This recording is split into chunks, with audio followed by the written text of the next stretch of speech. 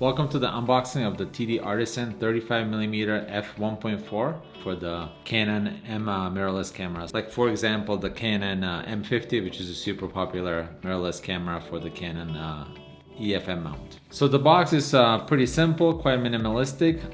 I like it quite a bit. On the top we just have the name of the lens and then kind of the drawing of the lens with the lens element design. On this side we just have the logo of TTArtisan. Here we have a sticker that indicates the mount, some simple details with a barcode, and the lens came sealed with a TTArtisan tape. So I already cut the tape, so let's open it up. So right here we have a warranty card from TTArtisan.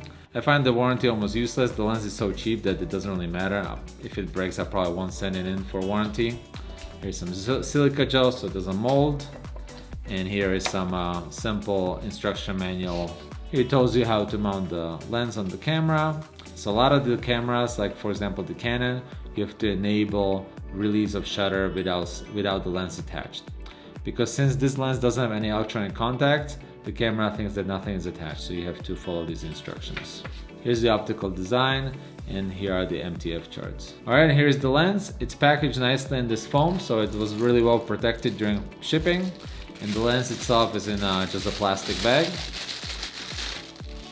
The lens comes with a metal cap, which is a screw type, which is kind of interesting. Most lenses come with a plastic lens cap these days, and it's kind of like the pinch type. This one is a little bit slower to use. From the front, we have a TTArtisan. Here we have the serial number, DJ Optical, because that's the manufacturer, and the specification of the lens. So 35mm, f1.4. 39mm filter thread diameter. This small ring right here is the aperture ring. So it goes from 1.4 all the way to f16. It is a clicked aperture ring. The clicks are not very loud, but I can definitely feel them when I go through the aperture ring. So this is a position at 1.4. There is a click between 1.4 and 2, click at 2. There is another click between 2 and 2.8, click at 2.8. Then there is a click between 2.8 and 4. And then it goes straight to 5.6, then to 8, and then what's really weird, it's straight from 8 to 16. So there is no click for f11, which is kind of odd. Sometimes I use f11, especially for landscapes, so it's a little bit of a bummer. You can select the aperture between the clicks, you just won't know exactly if you're at f11. So you can see here I'm at f16, and here I'm at f8. So I can select somewhere halfway in between, and this would be like f11. So it is possible, but it's not super practical. But generally I don't use f11 that often. Then this next ring is the focus ring. Here we have the design of the lens element, which is a kind of nice touch. I like it. Some other people don't like this design at all. They say the focus ring is way too narrow. I could see their criticism, but I kind of like this design. This lens is super small. So it goes from infinity all the way to the minimum focusing distance, which is 0.28 meters. There are no markings in feet, just in meters, so just be aware of that. Here are markings of the depth of field at different aperture values, which is funny because here it says f11, but you can't select f11.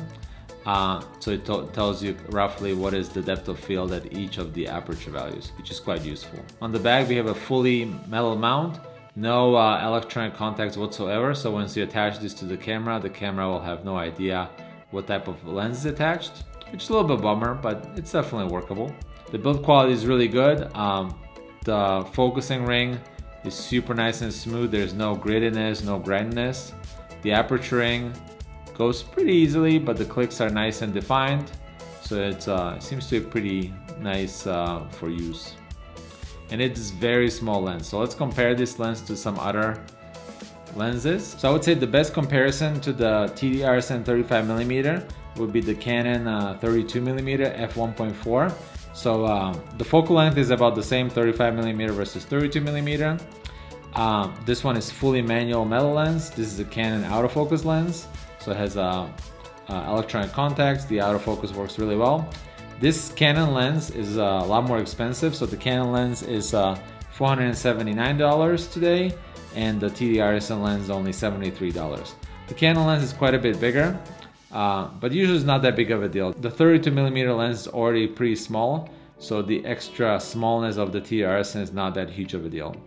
The Canon lens is also probably a bit heavier. I'll put it on the scale in just a second to see how heavy they are. The filter diameter is also a little bit larger on the Canon. The Canon is 43 millimeters and the TTArtisan is 39 millimeters. But you can see how they compare. So this is from the back, this is from the sides, that's from the front.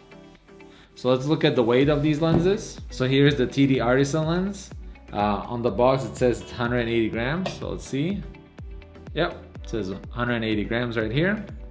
And here's the Canon lens, which weighs 230 grams. So I fully expect the Canon lens to be way sharper and better optically, but it's also 5 times more expensive.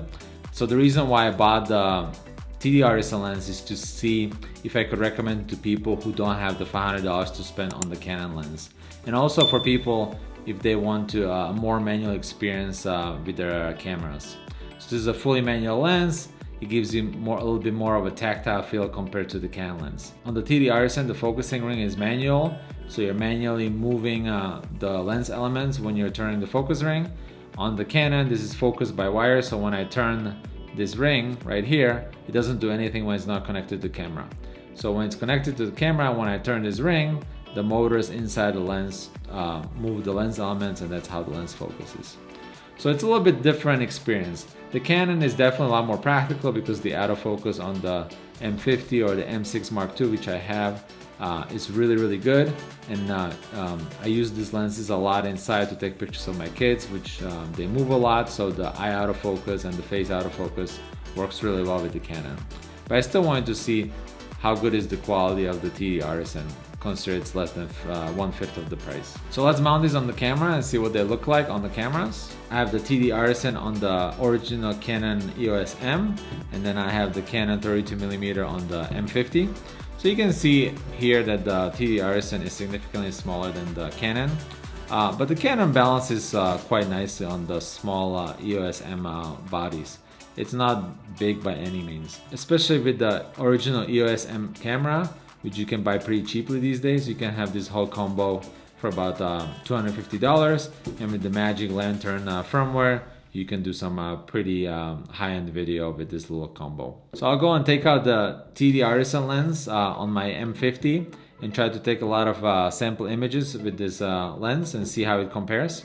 I'll also do an in-depth comparison between these two lenses on the M6 Mark II, which is the 32 megapixel sensor, to see how the TTArtisan optically stacks up against the Canon 32mm lens. Since a lot of people who might be concerned this TTArtisan lens don't have the Canon 32mm, I also compare it to the kit zoom lens. So this is the 15 to 45mm lens that comes with most of the EOS M cameras. But overall, you can see the size comparison between the kit lens and the TTArtisan lens. So the kit lens is a little bit bigger when it's fully extended, but when the kit lens is folded for transport, they're about the same length. The TTArtisan has a full metal mount, which is definitely a welcome addition.